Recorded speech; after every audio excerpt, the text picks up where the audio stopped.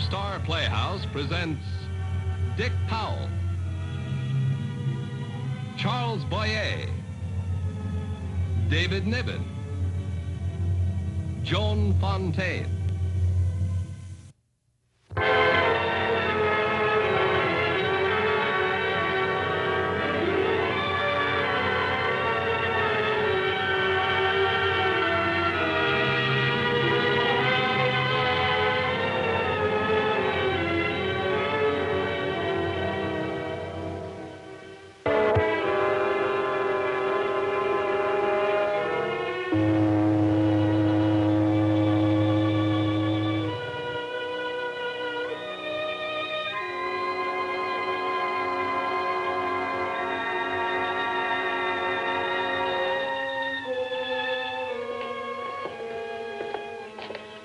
Controller is on the veranda. Thank you. Controller Court? Yes. My name is Wycliffe. I saw you coming up from the steamer. What can I do for you? I thought the governor... You are the controller, are you not? Official representative of civilization on this benighted island. Didn't the Governor General write to you about me? You're too fast for this climate. Faster than my native assistant. You arrived before my mail.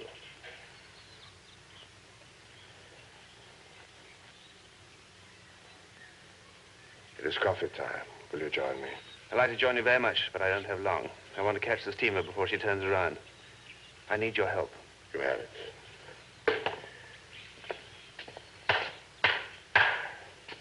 As long as it doesn't mean my keeping pace with you. Please sit down. This is a matter of some urgency, Controller. I'm here to find a murderer. You have to go farther up the river. There are no killings here anymore. They're Dayaks. Do not go headhunting any longer. No, I'm not looking for a native headhunter. The man I want is an American.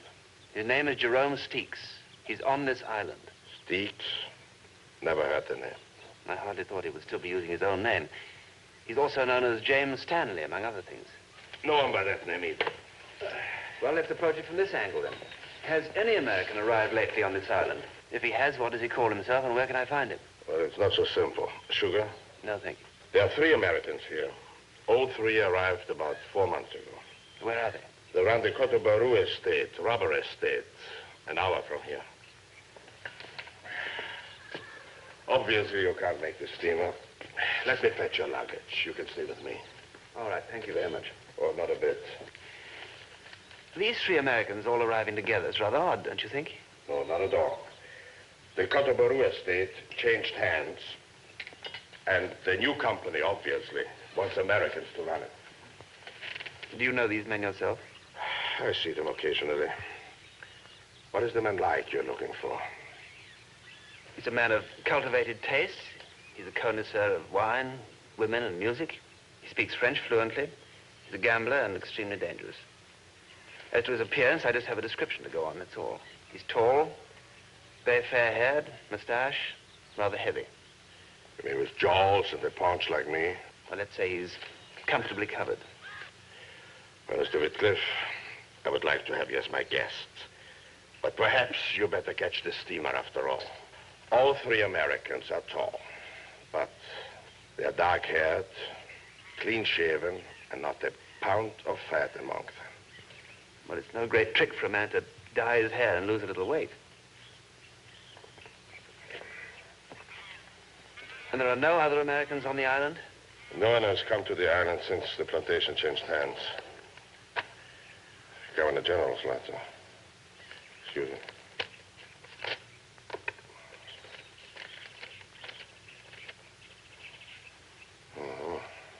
I see. You're on official business. May I ask you who this man murdered? His wife, for rather sordid reasons. I see. And you think it is possible that this man is one of the 3 Americans in spite of what I tell you? There is no question about it. This man has never seen you before? No. Well, in that case, I better send a runner down to the plantation with word that we are coming down for lunch tomorrow at noon. Fine. I will introduce you as my friend, Dick Wilson. Does this name suit you? You will look them over and then decide for yourself. It may take more than just a casual meeting at lunch for me to pick out my man, particularly if he's altered as much as you say he has. I must have time to study him for several days, if necessary. Maybe I could say I was a stockholder of the company, that I was traveling around these parts and I wanted to see how the plantation was being run. Well, you think it is safe if this man is dangerous? Sometimes, Controller, one must just trust to luck.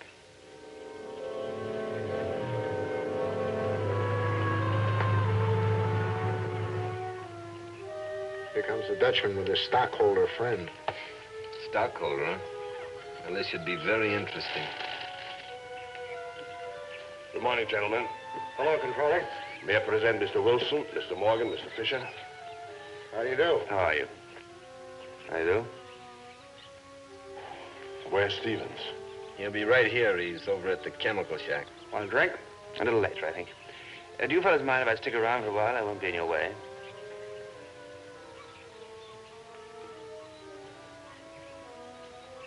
Sure. I've always wanted to find out how you made a dozen golf balls or a set of pneumatic tires out of a tree. Nothing to it. Here comes Stevens now.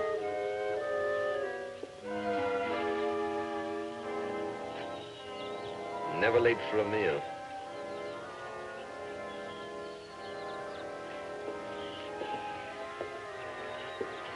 Mr. Stevens, Mr. Wilson. Our stockholder? How do you do? How are you? That last batch didn't test out so good. Let's eat.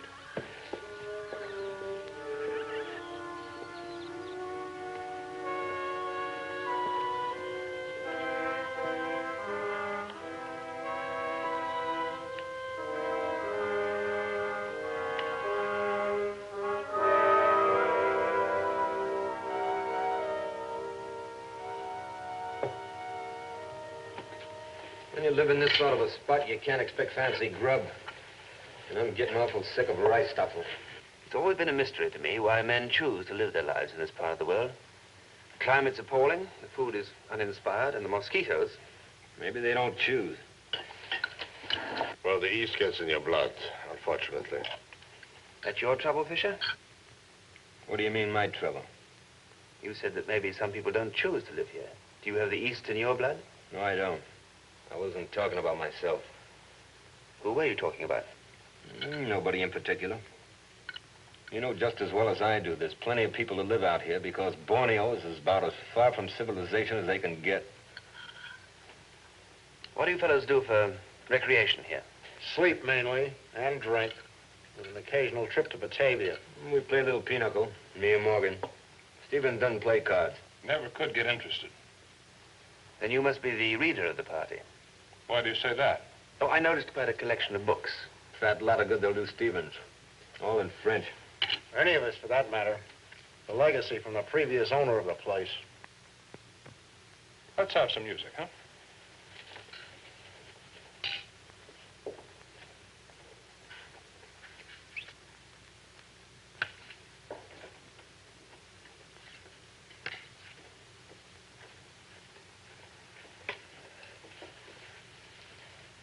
Another bottle of beer?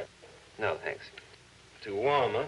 Well, I found some excellent wine in Batavia the other day. Quite inexpensive, too. You ought to send me some. After all, it's better to drink warm red wine than warm beer. You're a wine expert, which I'm not. Fisher's the wine expert, he says. Who said anything about being an expert? When I want to show a girl a big time, I splurge on a bottle of champagne. Is that the best you can do? Well, thank you, gentlemen. But I must return to pressing official business. The controller will now go and pound his officially, Correct. You're going to stay here overnight? Well, I'd very much like to. It's not too inconvenient. I've never been on a plantation before. I'd like to stay and have a look around. Why not? You're a stockholder.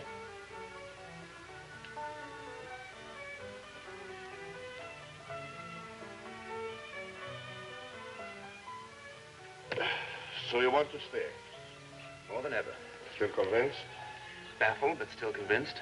Well, you're taking a grave risk. These men were not themselves today. A certain hostility Yes, I felt they were on edge, and that makes me more certain than ever that one of them is Steeks. But which one? Well, frankly, at the moment, I haven't the faintest idea. When I can be sure that Stevens, for instance, is not a card player, that Morgan is not a wine drinker, and find out why Fisher lives here against his wishes, then I shall be near a solution. At the moment, the thing that really interests me is which of the three has a bottle of hair dye.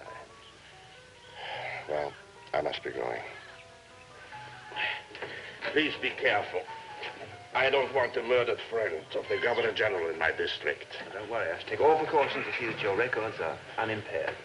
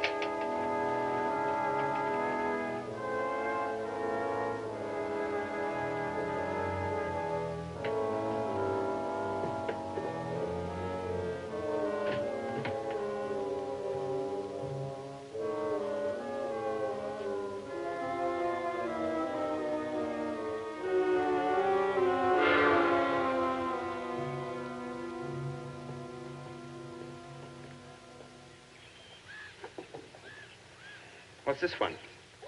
Another coagulant, formic acid. Oh, it stings. Not surprising. Used to be prepared by distilling red ants.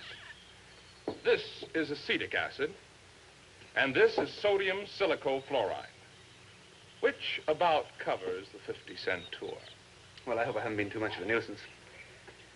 I must say, I should never feel quite the same about wearing a raincoat again. Red ants, indeed.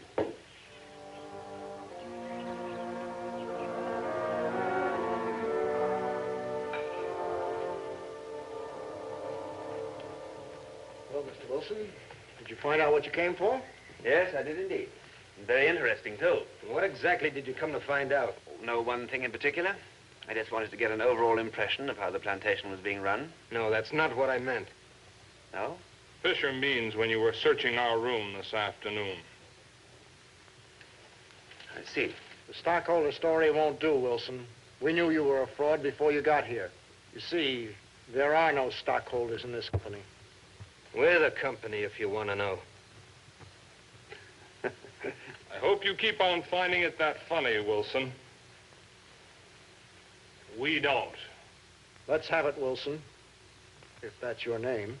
No, as a matter of fact, it's not. And you're quite right. I do owe you an apology and an explanation. Make it good. I'll let you gentlemen be the judge of that. The reason I came here was because I wanted to find out which one of you three is a murderer.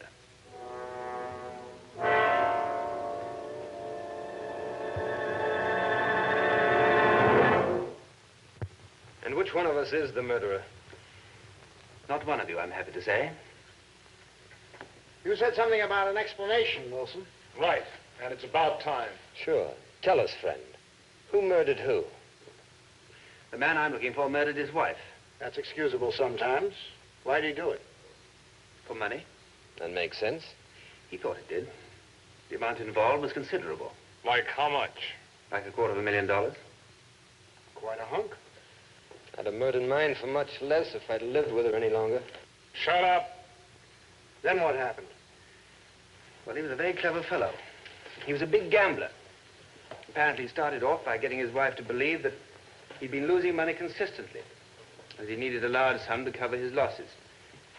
She was infatuated by him, so she gave him everything he asked for. She even liquidated some assets against the advice of her attorney. But then he told her that he used an assumed name for these gambling activities. And the checks that she gave him, therefore, were made out in the name of James Stanley. Then he opened an account at a small bank in a small town. And when he'd taken everything from her that he dared to take, he killed her. The way he did that was neat, too. He wrote a suicide pact, signed his name, and forged hers. And a few days later, Her body was washed up on the beach. His was never found. The assumption is that he sailed that same day for France. Whose assumption? Mine. That's quite a story. How do you know he didn't kill himself, too? That's right. Just because his body wasn't found doesn't mean to say that he didn't commit suicide, does it? By itself, no, of course it doesn't. But her family always had the gravest doubts whether she, of all people, could ever have committed suicide. Her religion, her whole nature, everything was against it. And then, just a few months ago, their suspicions were confirmed in a most unexpected way. It always is in this sort of a yarn. Shut up, Fisher. Go on, Wilson. How did they find out?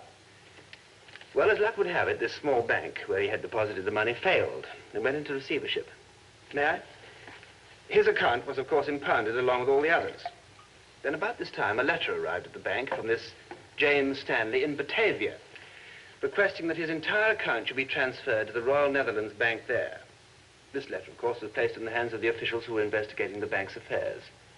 And it wasn't very long before it was established beyond question who this James Stanley really was. His trail has led right here. What are you, an insurance investigator? No, just an ordinary police inspector. Well, gentlemen, that's the story. I'm sure you will forgive my subterfuge and bear me no ill will.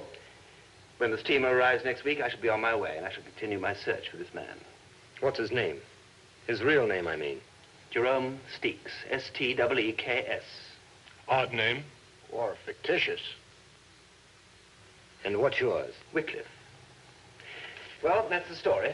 I don't see why I should be in your way here any longer. So if one of you will be good enough to drop me down to the town, I'll wait there for the steamer. I'll take you. Thank you. You're welcome to stay as long as you like, now that we know who you are and why you're here.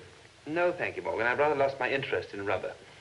And I know you'll understand when I say that Controller Kurtz's cook is rather more resourceful than the old man here. That wouldn't be difficult. Yes, rice tafel does get rather boring. That gives me an idea. I really would like to repay your hospitality. So why don't you try and get through early on the day the steamer comes in, and we'll have a really good dinner at the controller's place. The captain of the Van Laar has some excellent wine on board. I'll invite him too and tell him to bring a few bottles. How's that? Suits me. Me too. Sounds great. Fine. Maybe we could get hold of a pig for the occasion. Don't you have some wild boar around these parts? Why don't we get up a shoot? I guess you shoot, don't you? Sometimes, when I have to. Would somebody lend me a gun? Have one of mine. I've got a couple. Thank you. Well, gentlemen, good hunting. To all of us.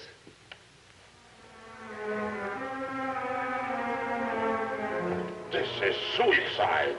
I hope not, Controller. I hope not, I hope not. For 12 years, I hoped for a promotion, and now you come into my district to commit suicide. I shall do everything I can to guard against this stigma to your career. Now, what I'm trying to do is to force our man into making a move against me. That's why I told them all the story in such detail. That's why I've arranged the boar hunt, to give him a chance to do so. And you gamble with your life and my promotion, that you duck in time to see who is shooting at you. Now, what I'm really afraid of is that he will be too smart to try anything. So? So, to guard against that eventuality, I've arranged the dinner party. I have a little something up my sleeve. I hope it is a revolver. No, it's a little more subtle than that.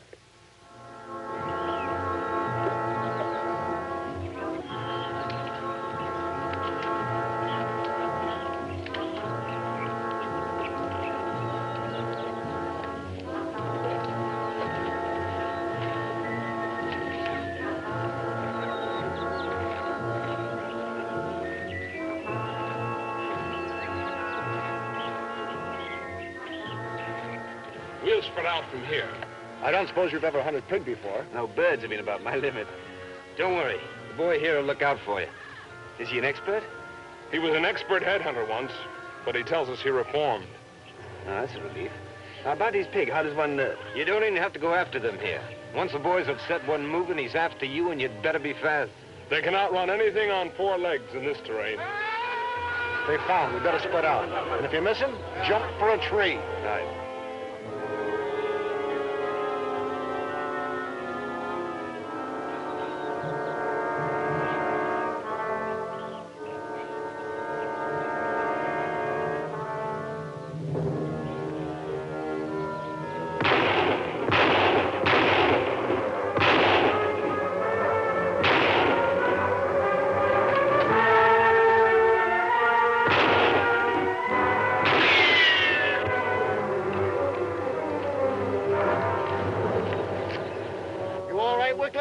That was close.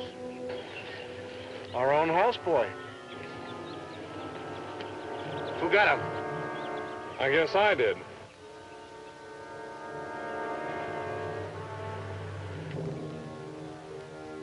I guess we both did. Probably trying to impress a girl with your distinguished head, Wycliffe. They still try it occasionally. A sort of a hobby with them, you know. When there's an hour in the month, I suppose. With all of that, did anyone get a pig? 2. And one long one.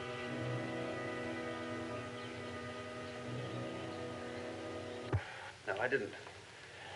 One of them had put a native boy after throwing a spear at me. Luckily, the spear missed, and the boy was promptly shot. Uh-huh. The one who shot must be your man. Unfortunately, 2 of them shot at exactly the same time, Morgan and Stevens, both. How about the third one? Fisher, wasn't it? If he's our man, he might have been smart enough to hold his fire so that the others did the dirty work for him. Then you're no farther than you were before. At the moment, no, I'm not. But I have high hopes for our dinner party. There we are. Well, if I drink anymore, I won't be able to enjoy the food. Let's change the diet. Well, dish it out. We have to thank Captain Van Schell for this delicious pate and for the Bordeaux. Yeah. Aubryon 34, a great wine. Don't you agree, Captain? Beautiful, beautiful.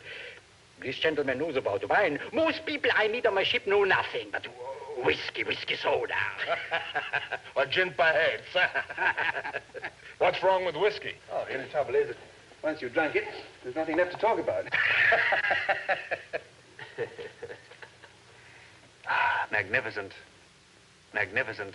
I tell the story of the Frenchman who invited an American to dinner. The Frenchman was something of a gourmet, so he opened one of his more precious vintages and filled a couple of glasses. Then he proposed a toast to the American. The American acknowledged the toast and started to drink. But the Frenchman stopped him and he said, "Oh, no, monsieur. No true lover of wine ever acknowledges a toast like that." The American asked what he'd done wrong. And the Frenchman said, "Well, first you lift your glass and you admire the beautiful color. Then you savor the bouquet of the wine." By this time, the American was getting impatient, and he said, "And now do you start to drink?" "Not yet," said the Frenchman. "First, you talk about it." After all that, let's have the stuff. Yes, of course. But, first of all, allow me to ice it for you. Don't put ice in that.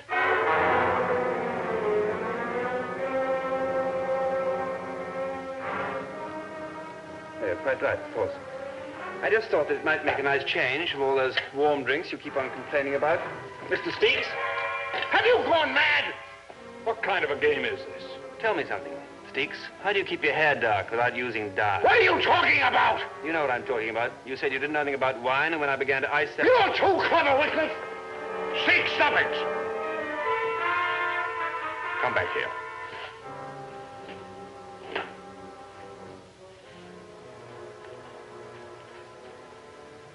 I should have killed you myself instead of putting the native boy up to it. You're right.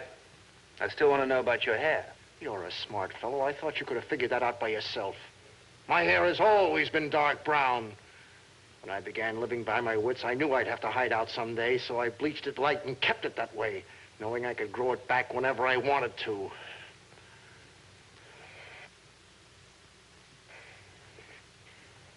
I've answered your question. Now answer one for me. Sure, what is it? When did you first find out? Just now, really. Just now? Yes. I took a gamble on the wine and on the ice. I didn't really know until just now, when you were good enough to tell me.